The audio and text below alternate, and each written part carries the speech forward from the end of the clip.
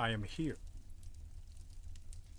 I I I must inform you that I have a can of Monster right next to me.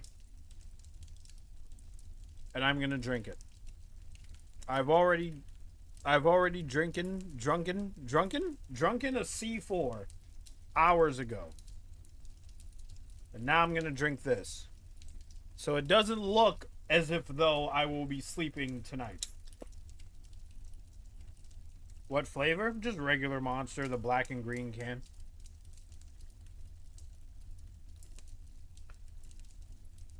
I don't know what this could land on, is the thing. Because we're going to do a thing called Scribbler's Big Wheel of Fanfiction. And I've talked about it before. Let's just get these out of here. We're doing a thing called Scribbler's Big Wheel of Fanfiction. If you don't know what that is, Scribbler has recommended me a lot of fanfiction. And I didn't want to pick between them based on their titles because I pretty much all of them I've never heard of. But if they're coming from Scribbler, they have to be pretty good one way or another. So here is the wheel. Those are all the stories that Scribbler has recommended to me. One of the stories is just called Fuck. I'm not joking. In a minute we're gonna spin here. But hi chat, how are you? Is everybody doing okay? Everybody having a nice night? It's Sunday. It's Sunday night. You know, they say this is the day that the Lord rests. The Lord is resting, and I'm up here reading debauchery. Holy, yeah, no. It's funny because Scribbler recommended me fanfiction, and then she went away, and then she came back and recommended more fanfiction to me. It's like, it's almost as if I am a prisoner and she is like sneaking me contraband. She's smuggling things into the prison jail cell for me. And I should feel so lucky. Thank you for the follow. I gotta minimize that. That is too big. Nice little gif of Pinky dancing. But yeah, let's spin this wheel. We should spin this wheel. All right.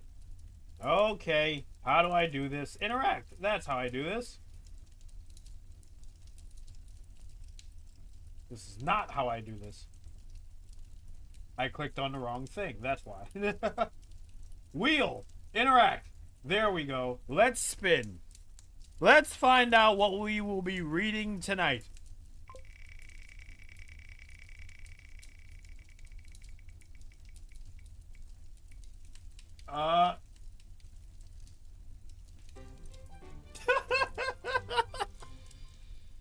We will be reading Princess Celestia Gets Mugged.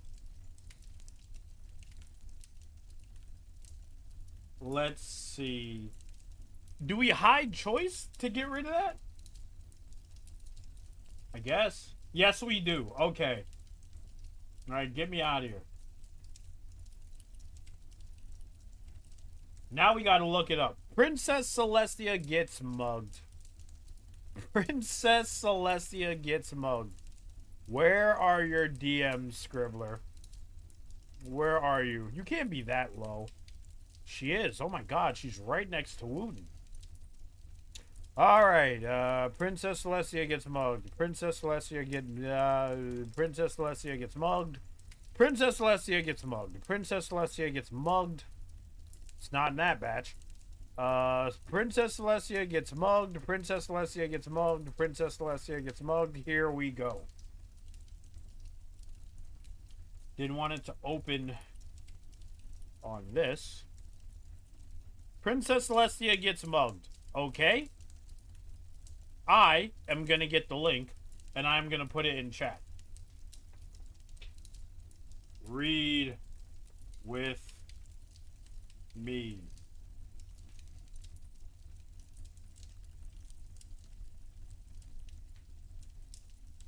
There we go. There it is. Everybody in chat should be able to see it. I'm going to pin the story. There we go. All right. Are we ready to read a story about what seems to be tiny Princess Celestia getting mugged?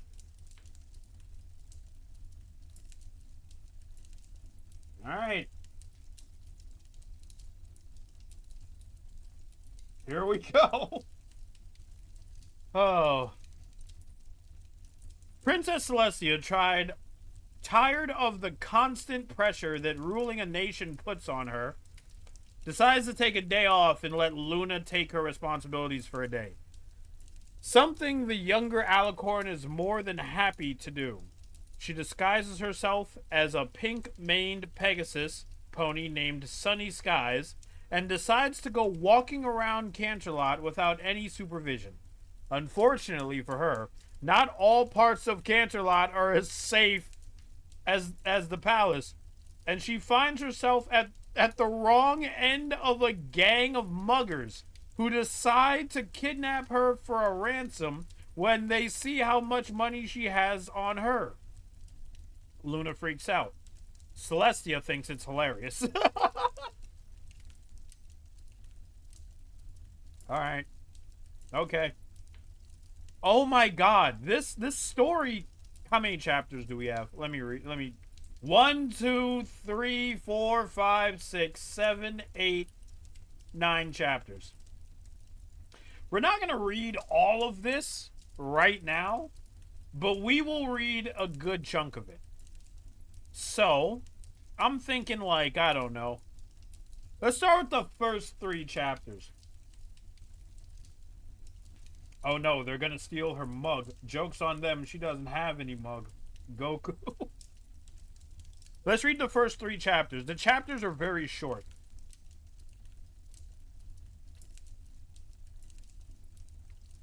A Royal Ransom, Chapter 1. And so, Your Highness, that is why we must spend the tax surplus on the new Canterlot hoofball fields. It would draw in additional revenue and increase our city's splendor 20-fold. Man, it is so boring being the leader of a kingdom. Princess Celestia sat on her throne during another round of the day court, listening to stuffy nobles arguing once more about who should get what money and what they should do with it. At the moment, the delegate from the noble striker house in Canterlot was asking her for money to renovate the hoofball fields, despite the fact that the stadium was less than 5 years old already. The rival Shores family from Manhattan wasn't exactly happy about that. If you use the money for the hoofball stadium, where will we get funds to throw this year's garden parties and galas? The Shore family representative retorted. The stadium is already the finest in the land. We need to impress dignitaries with our social gatherings. Celestia opened her mouth to respond, but was cut off by a snort from the striker representative. You hardly need the amount we're talking about to throw your parties. This is one of the most important things that this money could possibly be used for. The Shore's representative let out his own little humorous, condescending chuckle. Of course you may think that. You know, if you're stupid. Celestia's eyes widened at the insult, and she stood up from her throne with her wings flared. There is no need for such talk in my... To her surprise, the nobles actually ignored her. They kept on arguing like schoolfoals, to the point where Celestia was pretty sure that it was going to come to blows. The two of them were in each other's faces and practically screaming at the top of their lungs. Celestia growled and resisted the urge to use the royal Canterlot voice for the first time since being startled by a prank that Luna had pulled last week. If your family wasn't so ridiculous, then maybe you'd actually see what the real issues of today are. The Shore's representative harumphed and stuck his nose in the air. I pity those who are actually so blind that they think that hoofball stadiums are an issue that needs to be addressed. The representative for the Stryker family flared his nostrils and took an aggressive step forward. Oh yeah? Well, why don't you just go take a long walk off a short pier?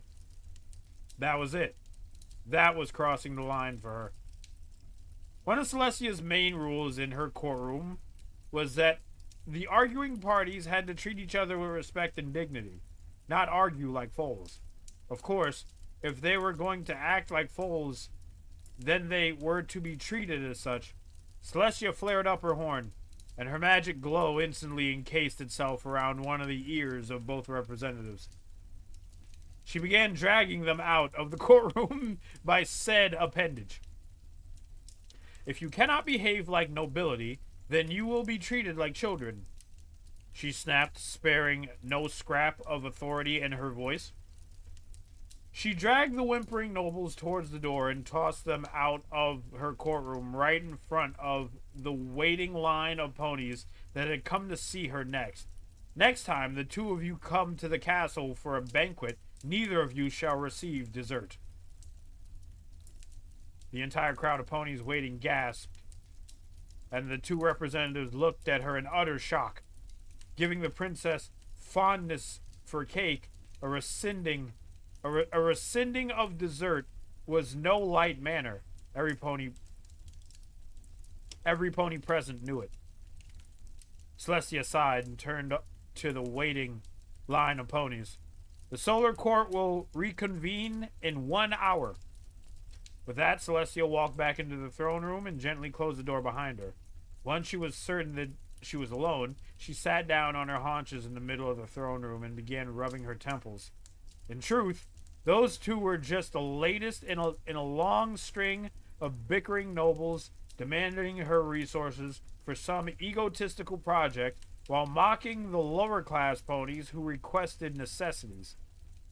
Their grating, snobbish voices would have given her a headache if alicorns weren't immune to such things. What? Still, she could massage away her metaphorical one as long as she liked. Okay.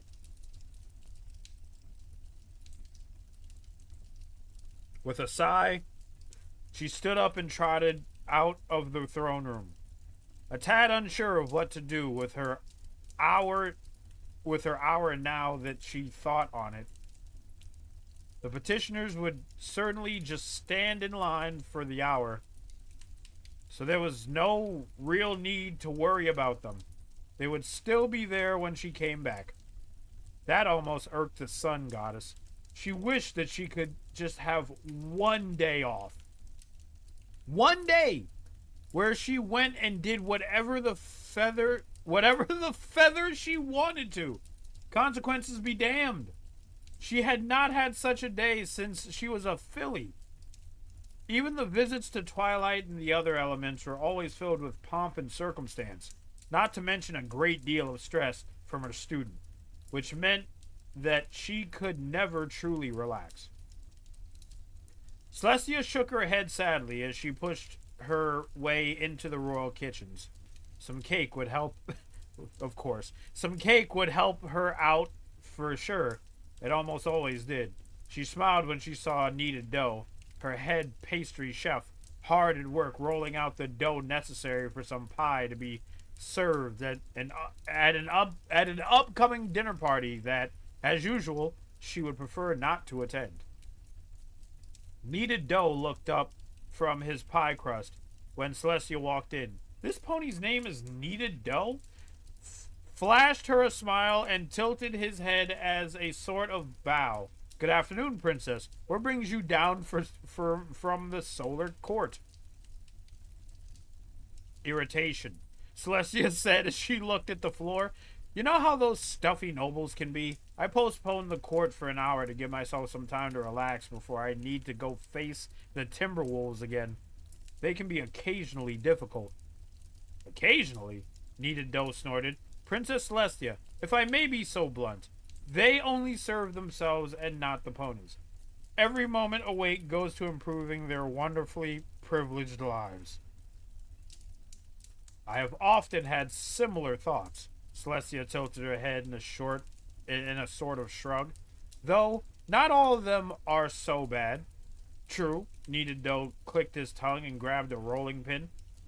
But philanthropists, like Fancy Pants, are few and far between. The pastry chef shook his head. It's the common folk who make Equestria great, not the nobility. Oh, let's go. Based Celestia, based. Celestia couldn't have missed the sarcasm in that last word if she tried. But she was rather inclined to agree nonetheless. Still, she had come down here to get away from that. She did not want to discuss it more. Am I correct in assuming that you have some cake that I could partake in? I think it would serve me well. Her heart sank as Needed Doe grimaced and shook his head. I'm afraid not, Princess. Your sister took the last of it not 10 minutes ago. Celestia raised her eyebrow and cocked her head. Luna is awake? I did not know. I'm not totally sure why either. Needed Doe shrugged and began sprinkling flour on the counter. It's not my place to question what she does. Celestia nodded and turned her head towards the servants' exit of the kitchen. It was the most direct route to the dining room where she was. I suppose neither of us should, but it would be fitting if I conversed with her. She must have a reason to be up and about. Celestia said her goodbyes to Needed Doe and exited through the servants' exit. In a few short moments, she found herself opening the door to the dining hall, where she saw her sister sitting at the table with her back to her. Ah, have you arrived to replenish my supply of cider? Luna ignited her horn and levitated her goblet. Her goblet? She has a goblet! My cup is not yet drained, but you may do so if you wish to. Celestia silently giggled at her sister's ignorance of whom she addressed. She walked right behind her and leaned in next to her ear. It would benefit you to look before you speak, Lulu. Lulu! Luna jumped out of her chair so fast that she almost hit the ceiling. She stumbled around as she tried to disconnect herself from the fallen chair, something that triggered laughter from her sister. Tia, I was unaware that you used the servants' entrance to this hall. Celestia smirked and used her magic to right the chair that Luna had fallen out of. It was the quickest way here once I heard from Needed Doe that you were awake and eating cake. Celestia's smile faded when she spotted a half-eaten slice of vanilla raspberry cake on the table. May I ask why? Luna shrugged as the two sisters took seats at the table. It is something I have wished for a while, sister. I have not truly had a day where I see what is going on during such times. Luna picked up her fork and motioned to one of the castle windows. I thought that I might explore Canterlot to see the goings-on of our subjects. I thought to maybe even visit Twilight Sparkle and her friends in Ponyville for a casual visit. If you do, then I wish you luck on making the visit as casual as you hope. Celestia sighed as she remembered her last casual visit to Ponyville. It pains me that a surprise visit is the best way to achieve such an endeavor. Luna snorted and took a bite of cake. Yes, I have heard that they prefer to make a spectacle of all of your visits. I assume that you do not waste your breath trying to halt their efforts? It would only confuse them, Celestia grumbled. She rested her forelegs on the table and laid her head on them. I envy you and your trip, sister. The day court has been particularly taxing today. Luna cocked her head and pushed away the empty plate in front of her. She reached out and gently touched her sister's shoulder. Well then, it would please me if you took a day off in my steed. Steed? Whatever. I can handle matters in the day court for one day. It would be a good experience for me if my own court. Would it not? Celestia's raised her head, and she elevated an eyebrow. I'm not sure I could ask you to do that. You woke up to have a day off. Far be it from me to take that from you. Nonsense, Tia, Luna replied with a wave of her hoof. It would do you well and make me glad if you found the time to relax for a change. Equestria shall not fall should you choose to take a personal day. A smirk crossed Luna's face. If you were a member of a corporation, you would have saved...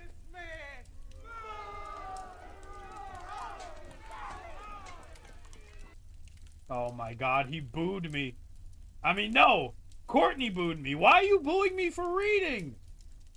Love you, Wolfhead. Oh, thanks. It feels good to be loved. Stead rhymes with head, like instead. Okay, it's stead. I said steed like a jackass. Where was I? Nonsense, Tia, Luna replied with a wave of her hoof. It would do you well and make me glad if you found the time to relax for a change. Equestria shall not fall should you choose to take a personal day. A smirk crossed Luna's face. If you were a member of a corporation, you would have saved up well over 3,000 of them, given the span of your service to Equestria. I used up all of mine on the moon. Celestia sat up and began to shake her head. Lulu, I can't ask. If you are unwilling to take a personal day, I can always make sure that there is a woeful cake defect whenever you require some. Luna crossed her forelegs. Life will continue for one day without you. Go enjoy yourself, Tia. For the first time that day, a genuine smile crossed Celestia's face. Well, if you insist. I would like that very much. Luna returned Celestia's smile and patted her on the shoulder. Then enjoy the day you... Oh my god, what am I, 5? Then enjoy the day that you have brought about, sister. You have earned it. Scene change.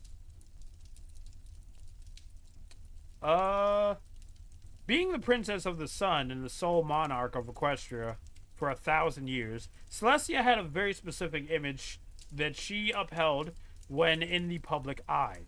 It did her little ponies good and gave them courage when they saw her as a regal, unshakable rock that could protect them from anything. She was seen as everlasting just by her aura. It would have confused her ponies to see her giddily bouncing around her room like a school filly on her first day of school while throwing a few items into a rarely used saddlebag. I'm going to continue the story in a moment, but just real quick. I love it when Celestia just acts like a regular pony. Even in the show, when she's like galloping around and being happy, not being regal. That was my favorite Celestia. I don't know if anybody in chat could agree, but that's just what I think. Having said all of that, the princess' smile would likely have been infectious to any who saw it, no matter what their mood. It was rare that Celestia exhibited childlike glee, but she found it relaxing and refreshing once in a while. She rued that she could not have days like this more often, but Equestria came first. Still, if Luna was willing to grant her this opportunity, who was she to refuse her? Celestia finished packing her saddlebag with her exponentially well-supplied coin purse and used her magic to secure the final strap on her back. Excellent. The supplies were ready. Now for the disguise. She couldn't very well go out looking like herself. She'd never get a peaceful moment. Once more, Celestia fired up her horn, and a wave of pure magical energy washed over her. Her pure white coat dulled ever so slightly so that it had a grayer tinge to it. As opposed to the nearly blinding white she was known for, her tail, imposing body shrunk to the point where she was barely taller than her student. As the glow passed over her cutie mark, it faded away to be replaced by a less ornate version. The most startling change, however, was her mane. Instead of the flowing technicolor waves, it seemed to recede back into her head. The color became more solid as it did, leaving her with shoulder-length pink hair. Princess Celestia smiled and turned to a nearby mirror. The disguise was perfect, as usual. She had not had the chance to use it in over 50 years, which meant that no pony who saw her would recognize it. She giggled to herself, and with one more burst of magic, her horns seemed to fade away until the pony that was once the Princess of the Sun was nothing more than a slightly tall Pegasus pony. She took a deep breath and nodded. This would be a wonderful day. Like in the episode Horseplay where she prances around. I love Horseplay, even though the conflict was stupid as hell. I love Horseplay. Celestia, you can't act. I can't tell Celestia she can't act. She's going to hate me. I do love that episode, though, because Applejack is angry because nobody's listening to her. Alright, anyway. Princess Celestia trotted out of the castle. She let the warm feeling wash over her, warming her body in a way that it usually didn't when she was in her normal form. With a flutter of her wings, she left the castle behind her, entering the city proper. However, she came across a signature problem. She didn't know what to do with her day. As she had considered before, Twilight and Ponyville in general seemed out of the question. And she didn't want to waste her day by spending most of it traveling. No, she would have to stay in Canterlot if she was to maximize her free time. As she thought on it more, she realized that she had not been to Donut Joe's in nearly a year. That stallion made the best darn crullers she had ever had the pleasure of tasting. Even the best pastry chefs in the castle hadn't quite gotten the recipe right. As such, she was only able to have the pastry once in a great while. Now that she was free to do as she wished for the day, that was the best place to start. With a new spring in her step, Celestia bounced in the direction of the donut shop. Visions of crullers danced in her royal brain, and her mouth watered at the thought of the tasty delights yet to come. As she walked towards the donut shop, she noticed there was a pony who seemed rather out of place walking behind her. Oh no, Chad, here it comes. In a contrast to the rather fine clothing that the Canterlot elite wore, this pony was wearing what seemed to be a tattered rags thrown together. This pony had clearly fallen on hard times and seemed as if he had not eaten in quite a while. He looked pathetic enough that Celestia briefly considered buying this pony something from the donut shop just as a kindness to him. As she walked, the pony quickened his trot. And once he was close enough, he called out to her in a voice that was as weak as his looks would indicate. Please, good madam, I need your help. Celestia turned around, eyes widened at the pony's voice. Clearly, he had fallen on harder times than she expected at first glance. Of course, I will help in any way that I can. The pony's shoulders visibly relaxed, and he exhaled deeply. Oh, thank you for your kindness. My daughter was in an accident a few blocks from here. She was playing with my son, and she tripped on a pothole. I think she broke her leg. Take me to her at once, Celestia flared out. Celestia flared out her wings as if to take flight and find the poor child. I will help however I can. The pony grabbed Celestia's hoof in one of his own and began pulling her in the opposite direction. Thank you. She's this way.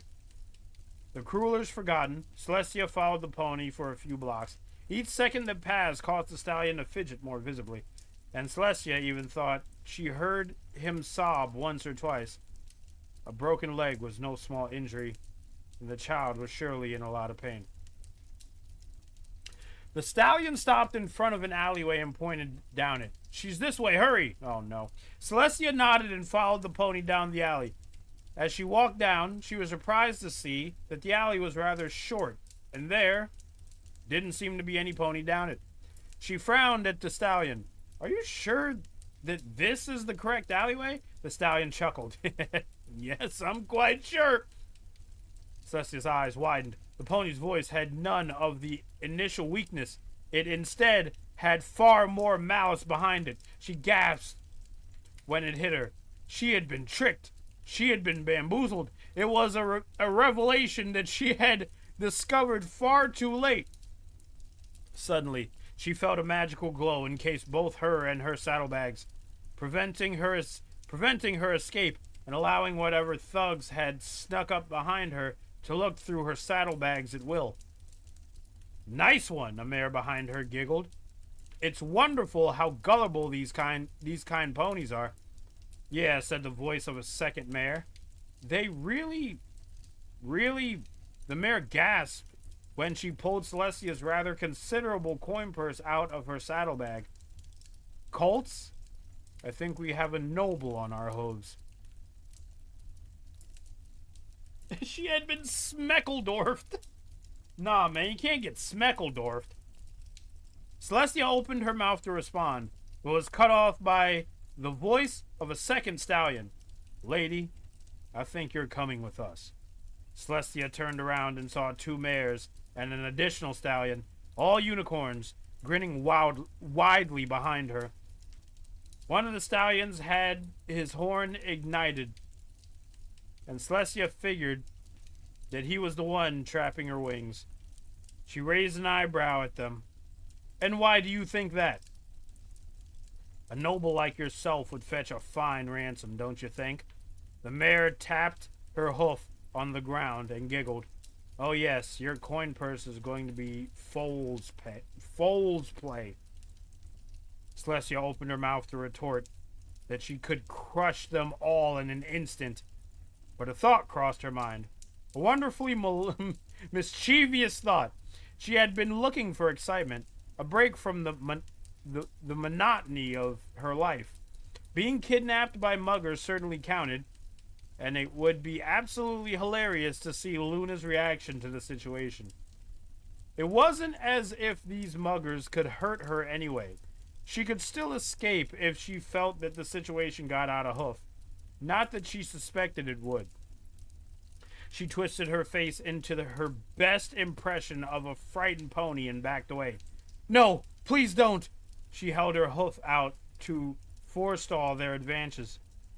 I'll get you as much money as you like. The ponies in front of her just laughed at her. Oh, I know you will, said the second mare, but I'm afraid that you'll be temporarily disposed while you get us your money. Before Celestia could respond again, she felt something akin to being struck with a pillow in the back of the head. Oh, right. They're trying to knock me out. With that knowledge, she dramatically rolled her eyes back and collapsed onto the ground. The ponies above her laughed at her once more. She barely managed to hold back a laugh of her own as she felt herself being lifted onto the backs of one of the stallions. This will be interesting.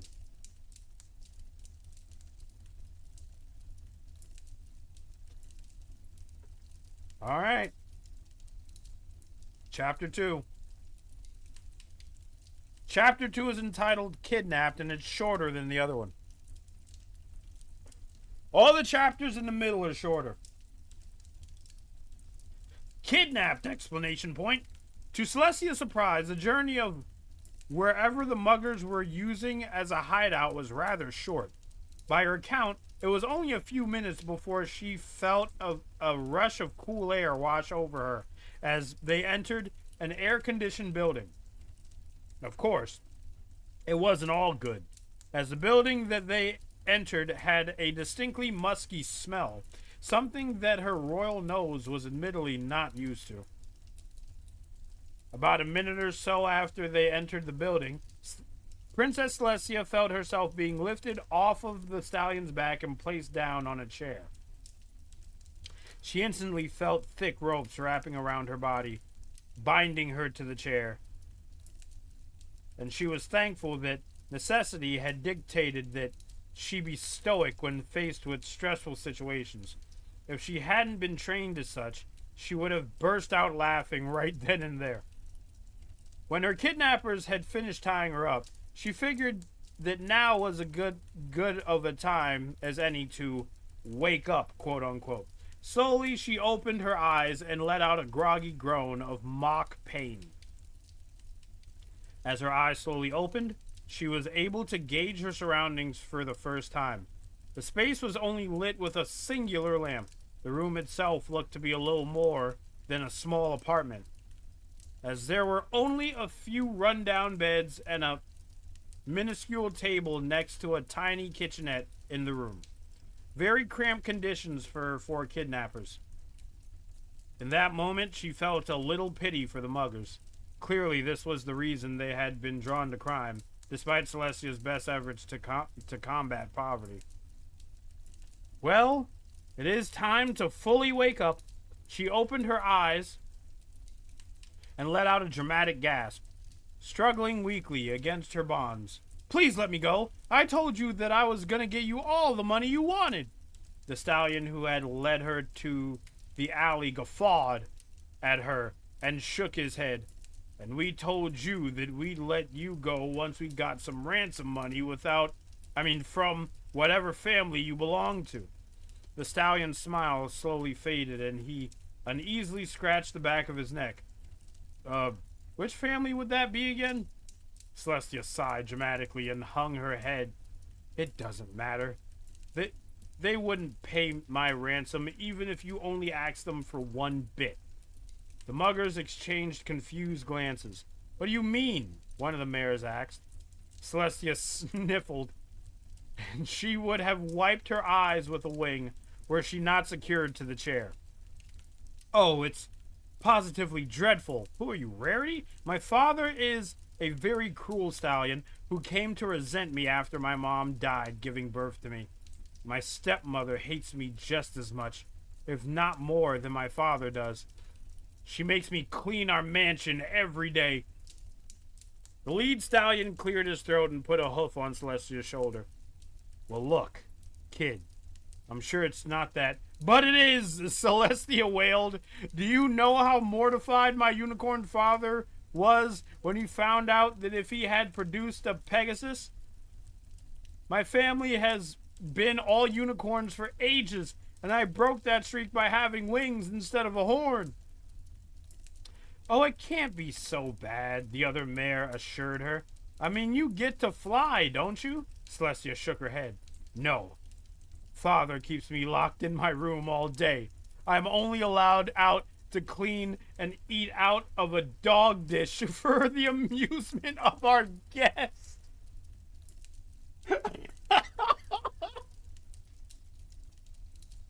Celestia is gaslighting the fuck out of these guys. The muggers stared at her in a stunned silence for a moment. The only sound in the apartment was that of Celestia's fake sobs until one of the muggers worked up the courage to speak. You're messing with us, aren't you? Celestia sniffed and raised her head. Huh? Yeah, said the first mare. You had me until the dog dish part. Seriously, I think Celestia, or some authority, would know if that happened, particularly if your father entertains guests frequently. The first stallion agreed. Celestia raised an eyebrow in surprise. Maybe they weren't as dumb as she had originally thought. She rolled her eyes and huffed. Well, it was worth a shot, wasn't it? I mean, you all just kidnapped me. The second stallion shrugged. I suppose so, but the fact remains that you got carried away. I mean, dog dish? The lead stallion snorted. How dumb do you think we are? Pretty dumb, Celestia admitted. The lead stallion rolled his eyes and shook his head. Well, that doesn't really matter right now. What matters is where you actually come from. We need to know who to send the ransom note to. Celestia opened her mouth to respond, but was cut off when a roll of parchment popped into existence above them. It landed at her hooves and bounced onto the floor. She groaned inwardly. Now, Twilight? You had to send me a letter now? The second mare cocked her head in interest at the sight of the scroll, and she fired up her horn, taking the scroll in her magical grasp to unroll it. The second stallion frowned and looked over her shoulder. What is it? The mare unrolled the scroll and began scanning the parchment. Dear Princess Celestia, today I learned that you can't always get what you want, even when you think you really need something. Pinkie Pie taught me that sometimes it is better to make sacrifices for your friends, even if the detriment of yourself, even to the detriment of yourself. Jesus Christ. I must say that I have grown from this experience and look forward to sending you more friendship letters. Yours, your faithful student, Twilight Sparkle. Oh no, the fucking jig is up. The jig is up. The mare looked up from the parchment with a look of utter bewilderment on her face. Is this some kind of joke or something? Why were you sent a letter addressed to the princess? For the first time that day, Celestia felt unease creep up on her stomach. They had already proved that they weren't complete morons. And if they somehow figured out that she was the princess, then she would have to cut it off now. If that happened, then Luna would never let her go out again without a tail from the guards. That would be boring. Make no mistake about it. No, she really wanted to see where this would go.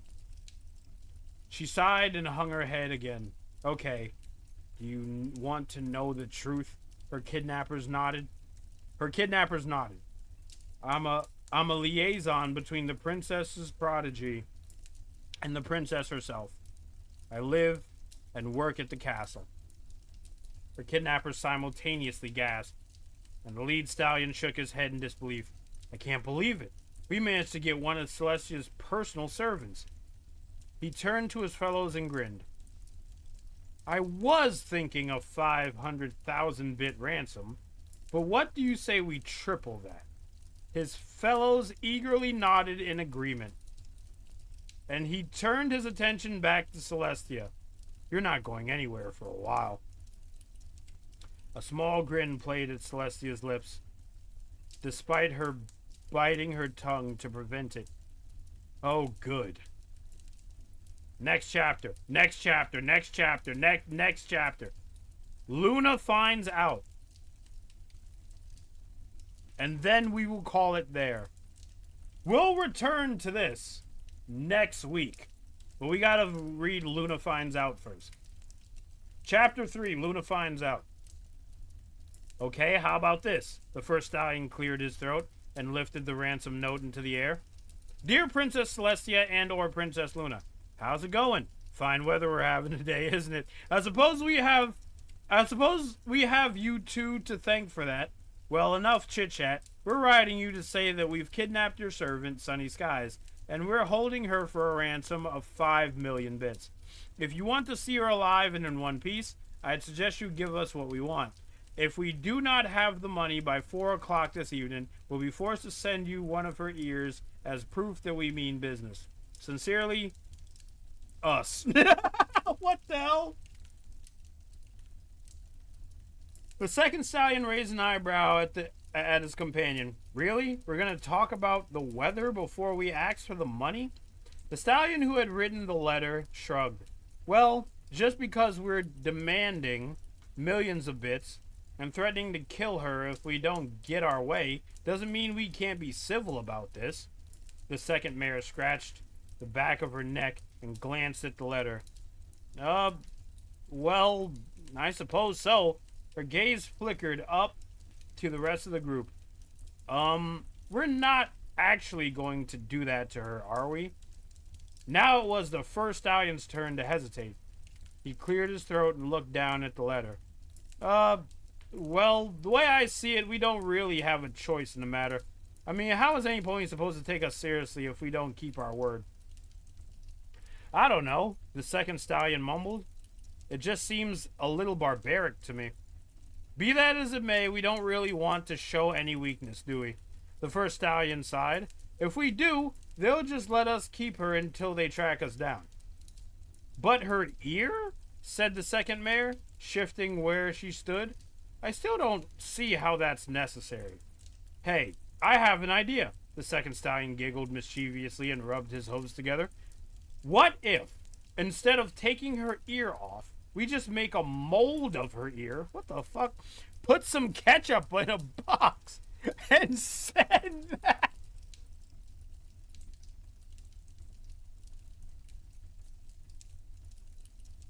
I'm sorry. I'm too busy laughing.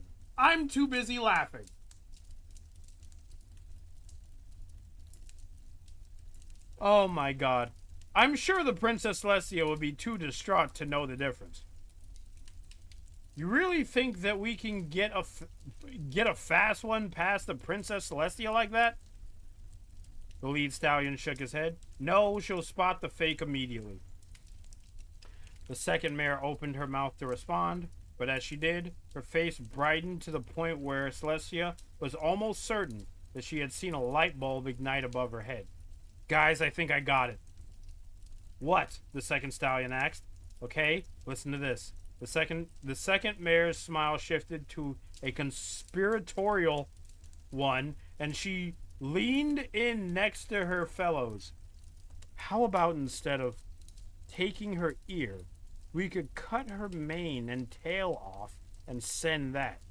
By doing that, we don't hurt her, but we also show that we mean business.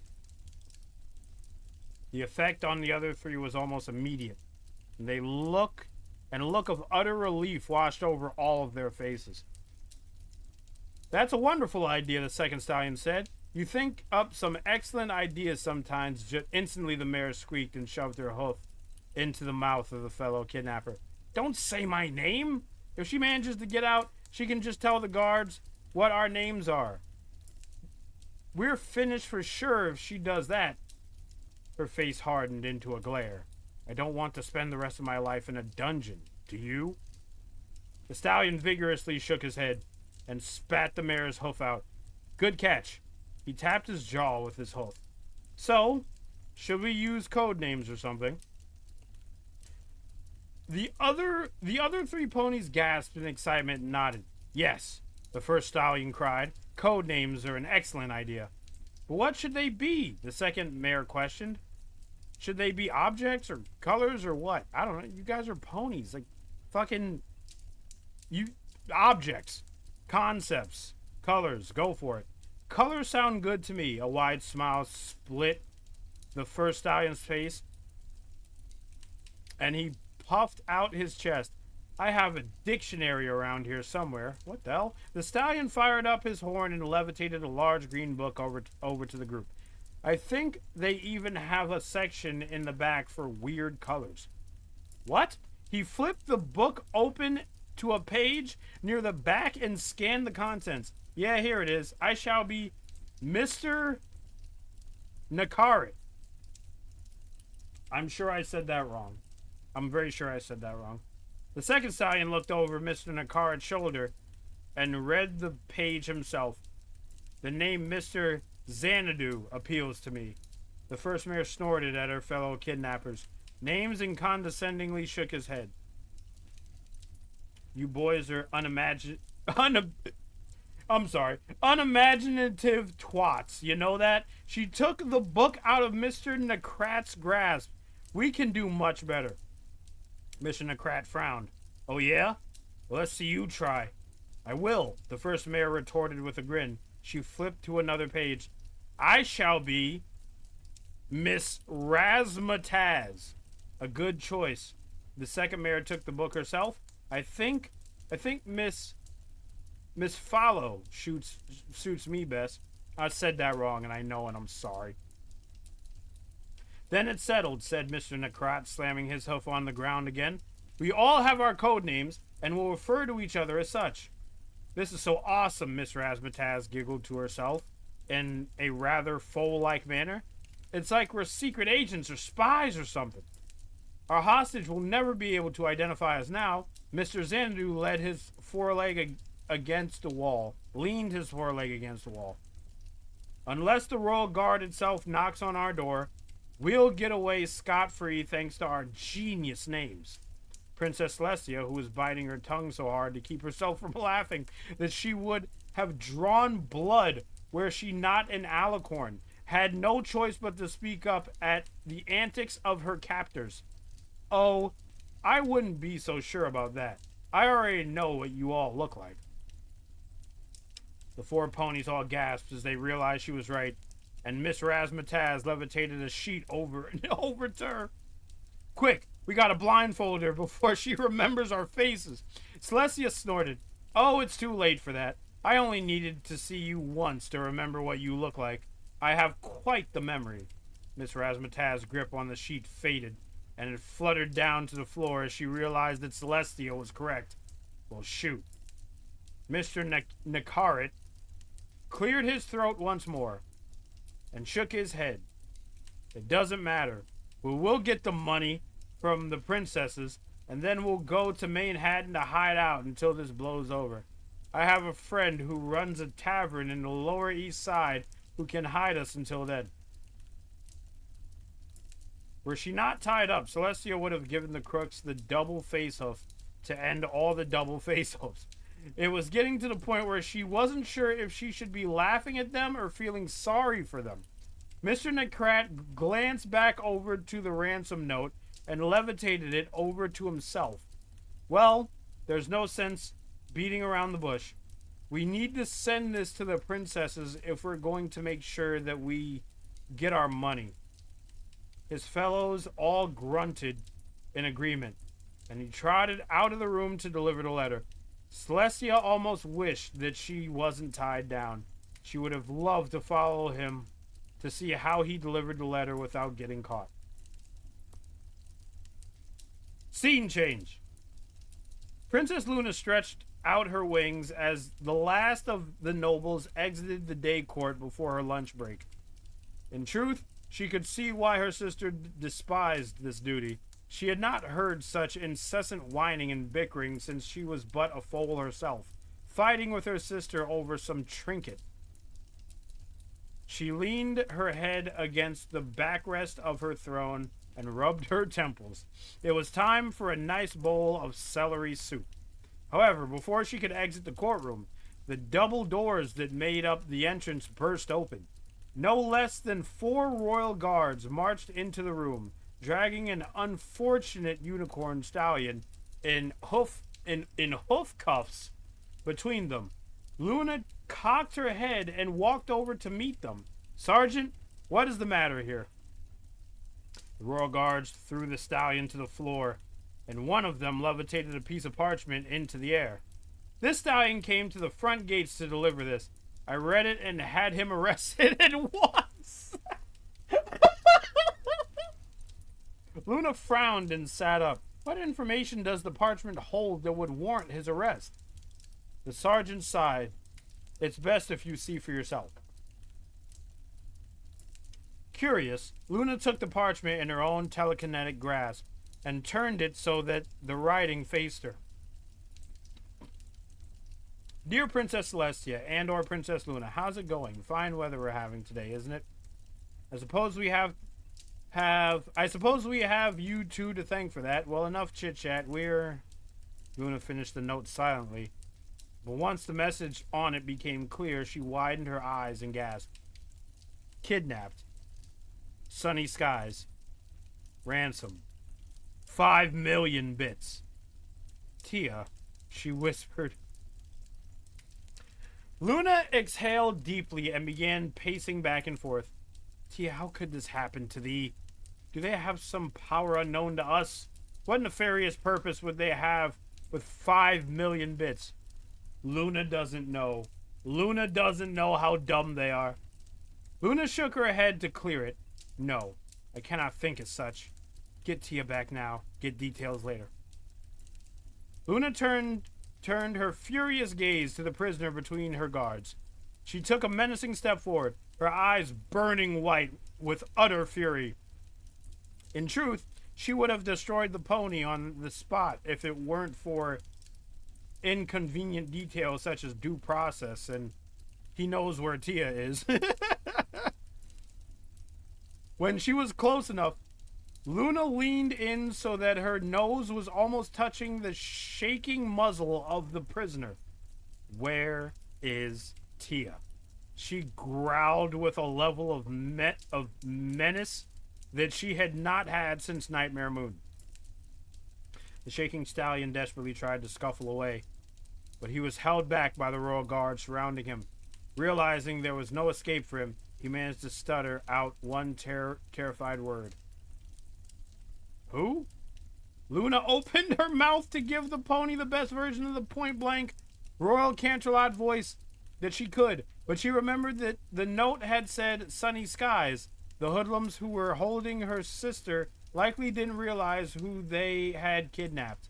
Luna cleared her throat and tried again. Where is sunny skies? The stallion continued shaking, but he took a shaky breath and steeled himself for an answer. I thought that was the note. It's clear. He gulped and took a deep breath. Give us the bits and we'll let her go. Luna's left eye and ear twitched as she fought back the urge to reduce this pony to nothing more than a stain on the carpet. But she kept her resolve and her anger. How would you like to discover what it is like to be a three-legged, daisy-headed tortoise? Luna slammed her hoof down on the ground, mere inches away from the prisoner's foreleg. You would do well to relay the information I require. Post haste. Instead of responding to her request with the answer like any reasonable pony would, the prisoner fainted dead away, his head hitting the floor with a loud thud. What? Seeing that she was unlikely to get anything more out of him for the time being, Luna commanded the guards to take him down to the dungeons. She simultaneously mused that the Royal Canterlot voice might not be the most effective interrogation technique. Indeed, in the future, she figured that it might be better to use tickling with feathers, or whatever other forms of draconian tortures that her sister had favored in her absence. That is Chapter 3. We will continue this next week. No spoilers until then. I'm going to read you guys the chapters. Let's see. We were on Luna Finds Out. We still need to read Dreamwalker, A Hint of a Location, The Nobility, The News. There's one chapter in here that just says ... Oh. And then there's the epilogue, which is less than 1,000 words. Woo! Good story. Okay, I will. We're gonna hit the stream end button. Chat, I want you all to have a good night. I will not be raiding right now. We usually raid Paleo. I don't even think Paleo is live. I could check. But I'm not gonna do that because I'm not gonna raid. Chat, promise me that you will have a good night. And turn to your friends and tell your friends you love them. But not like that, because then they're going to think you're a weirdo. Also, I might stream on Monday. That's a might. That's a maybe. But that might be on YouTube. I don't know yet. If I do, you'll know. I might react to the rest of that Elements of Justice thing. Maybe. That is a very heavy maybe. But in the meantime, you guys have a good night. Thank you for watching. My name is Wolfhead Brony. I'll see you guys later. Bye-bye.